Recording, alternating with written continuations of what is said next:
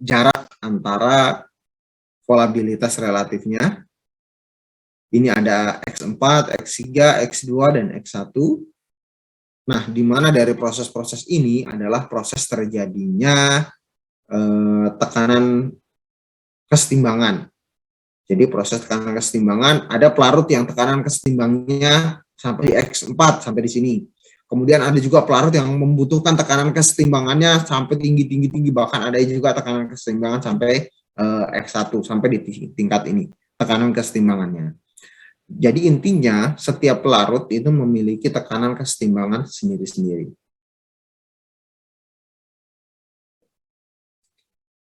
Di sini juga kita bisa baca, di sini kita bisa melihat contoh campuran A dan B dengan komposisi X1. Jadi ini ya, A dan B dengan komposisi X1 diuapkan pada suhu T1.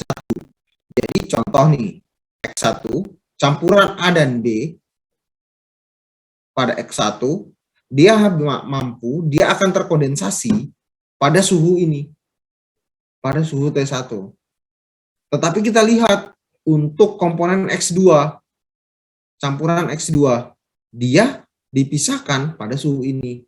Nah, di sini ada juga perpotongan antara di T2 dan di T1, yaitu berhubungan dengan campuran T2, T1, X1, X2.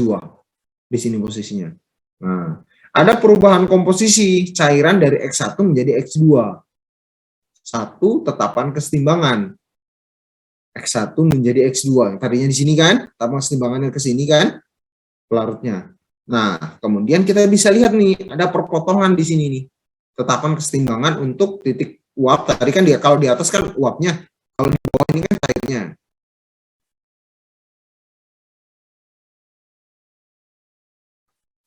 Kemudian tetapan kesetimbangan, adanya perubahan, saya ulang kembali ya, ada perubahan cairan dari dari X1 menjadi X2. Jadi dari X1 ini kesetimbangan diturunkan menjadi X2. Ini kan titik didihnya semakin tinggi semakin naik kan suhunya. Jadi ketika diturunkan menjadi X2, X1 ini campuran A dengan B. Tadi kan X1 itu campuran A dengan B. Kemudian campuran A dengan B ini titik didihnya diturunkan. Kedua-duanya ini mampu untuk menguap nih. A dan B-nya mampu untuk menguap.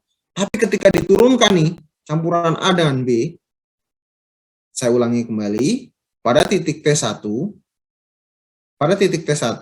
A dan B ini akan menguap.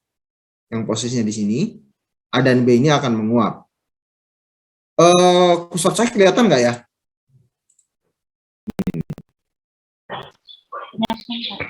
Oke, pada posisi T1, kan di sini posisinya ya, pelarut X1 pada posisi T1, ini yang merupakan pelarut A dan B. Nah, pelarut A dan B ini, dua-duanya sama-sama menguap. Dua-duanya sama-sama menguap. A dan B ini sama-sama menguap. Tetapi pada kondisi tertentu, ketika diturunkan, ketika suhunya diturunkan menjadi T2, menjadi kondisi X1, ini salah satu pelarut antara gabungan A dan B ini, salah satunya ada yang menguap, dan salah satunya ada yang tidak menguap. Itu berhubungan dengan titik didih dari pelarut tersebut. Bisa jadi B ini yang murni, yang akan menguap, A-nya yang tersisa. Berarti kedua-duanya bisa jadi murni, betul? Karena salah satunya terbawa dengan pelarutannya. Zat A akan murni, begitu juga dengan zat B. Maka di sini juga dibilang bila tahap ini diteruskan akan diperoleh zat murni A. Artinya apa? Artinya campuran A dan B itu akan menguap pada suhu tinggi. Ketika suhu itu diturunkan, salah satunya dalam hal ini zat A itu akan menguap dengan sendirinya, zat B tidak akan ikut menguap, sehingga zat A itu dapat kita katakan zat A itu murni.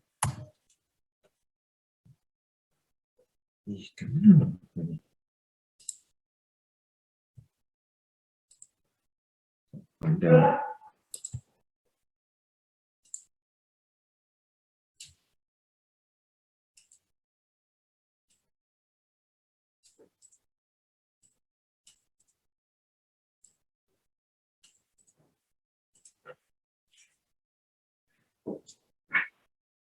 Sampai di sini tambah bingung ya? Nggak apa-apa, nanti kita pelajari pelan-pelan. Sampai di sini ada yang mau ditanyakan? Nggak apa-apa. Kalau masih bingung nggak apa-apa. Tapi intinya kalian coba pelan-pelan untuk difahami, untuk dimengerti. Sampai sini ada yang mau ditanyakan?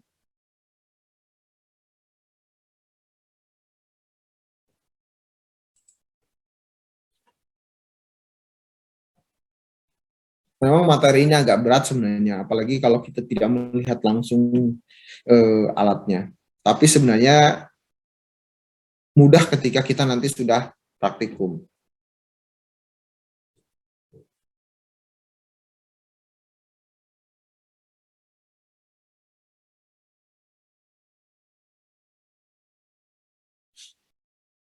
Sampai sini ada yang mau ditanyakan? Tidak ada, Pak.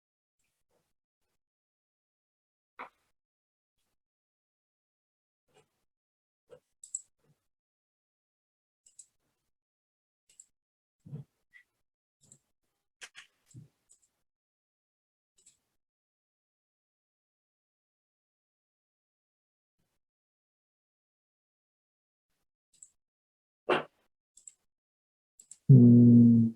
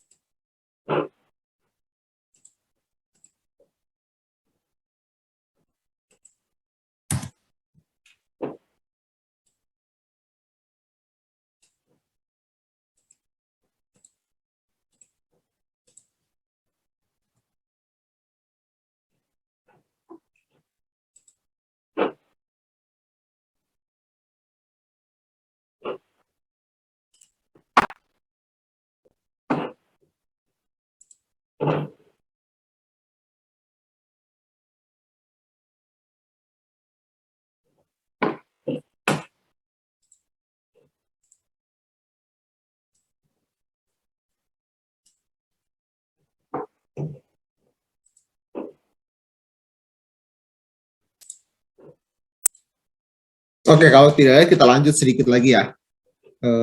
Berhubungan dengan jenis kolom dan juga event interest dari kolom tersebut. Nah, di mana masing-masing kolom ini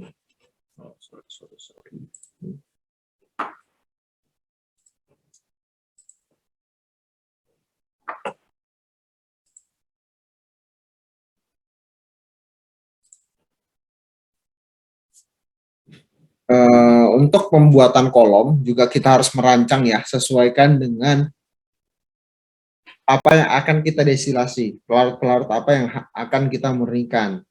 Sehingga kolom dan koefisiensi kolom itu memang kita harus rancang agar terjadi kontak yang baik antara uap yang naik kolom dan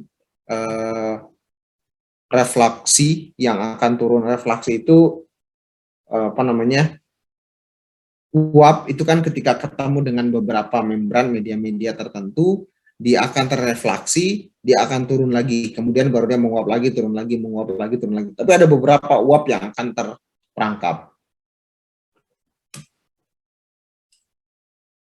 Oke, untuk refleksi kolom sendiri dinyatakan dalam jumlah keping teoretik dalam kolom.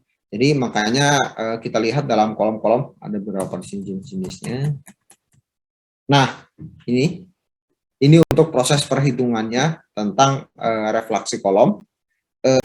Di sini ada proses namanya awal ya, X awal ini, Y awal ini, kemudian Y ini uapannya, uap. Ini uapnya naik ya, dia akan melalui beberapa renggang, beberapa celah-celah. Ini kita buat sengaja fraksi-fraksinya. Kita buat beberapa fraksi-fraksinya ini, kita buat sehingga pada saat uap ini dia terkena dengan media-media ini, dia langsung turun. Dia langsung menjadi uap lagi, baru dia turun. Yang naik ini akan naik terus, Y1, kemudian naik. Ini tergantung beberapa fraksinya, tergantung beberapa fraksi-fraksinya. Semakin banyak ini, kemurniannya akan semakin bagus. Maka dihitung dengan YN-1, kemudian naik lagi, naik lagi, naik lagi. Baru nanti di atas ini akan terkondensasi. Yang tidak terkondensasi, yang tidak naik sampai ke sini, dia akan diturunkan sebesar bersama dengan XN, kemudian turun lagi, turun ini dalam bentuk cairan ya, turun lagi ini dalam bentuk cair, kemudian masuk, diuapkan lagi, sebagian ada ikut menguap, sebagian turun lagi, nguap lagi, turun lagi, nguap lagi. Jadi prosesnya seperti itu. Insya Allah nanti pada saat kita praktikum ada, nanti kita bisa kita melihat destilasi uap. Semakin banyak terfraksinya ini, semakin murni pelarut itu.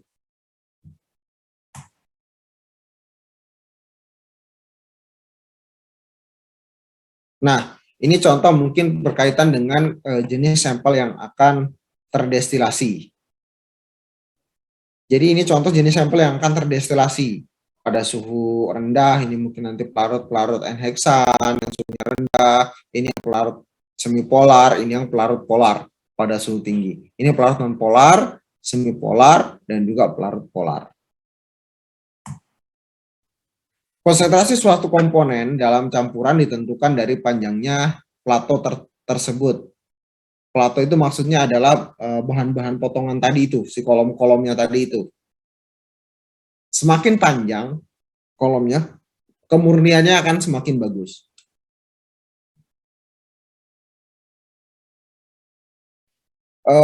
Setiap komponen dalam campuran ditentukan oleh adanya suatu plato atau dataran yang dalam kolom, kan ada kayak space-space-nya gitu ya, per masing-masing bagiannya.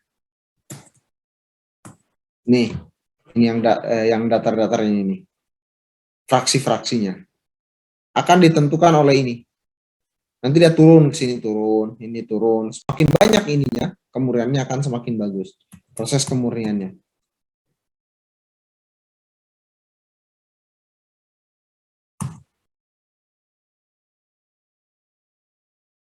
Ini destilasi beta, ini kayaknya lebih. Oke. Sebelum kita akhiri, ada yang mau disampaikan? Ada sekalian? Ada yang mau ditanyakan? Ada yang masih kebingungan? Pasti bingung ya, makanya saya juga bingung mau nanyanya ini. Pasti bingung semua. Kalian pelajari aja materinya. Kalian pelajari materinya, itu sebenarnya hanya materi dasar sebenarnya. Nanti ketika kita praktikum, kita akan banyak melihat berkaitan dengan alat kegunaannya. Sebenarnya di sini saya hanya menjelaskan ada beberapa jenis-jenis destilasi, kemudian kegunaannya, dan juga nanti penerapannya dalam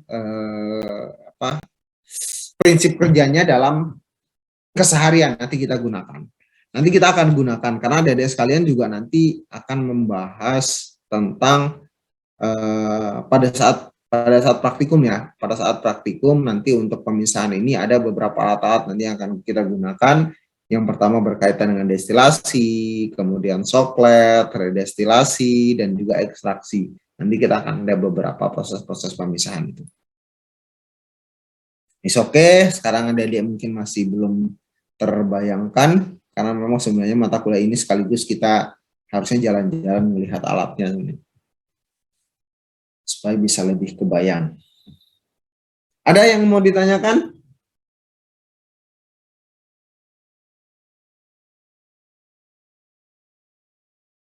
Nggak ada ya? Nggak ada, ini karena sudah mengerti atau karena sudah blank? Materinya saya sudah kasihkan, silakan adik-adik nanti dipelajari sendiri. Saya nggak akan mersus kalian untuk ujiannya, santai saja. Yang penting kalian pelajari, tahu prinsipnya, jenisnya itu ada destilasi apa saja, prinsipnya seperti apa, itu yang paling penting. Kalau untuk perhitungannya dan segala macamnya itu nggak begitu. Yang penting kita tahu bahwa di dalamnya ada beberapa kategori-kategori memang yang harus kita ketahui.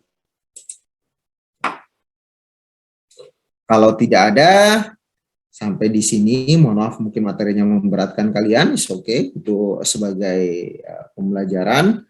Jadi mohon maaf kalau ada kata-kata yang tidak berkenan. Mungkin pertemuan kali ini sampai di sini.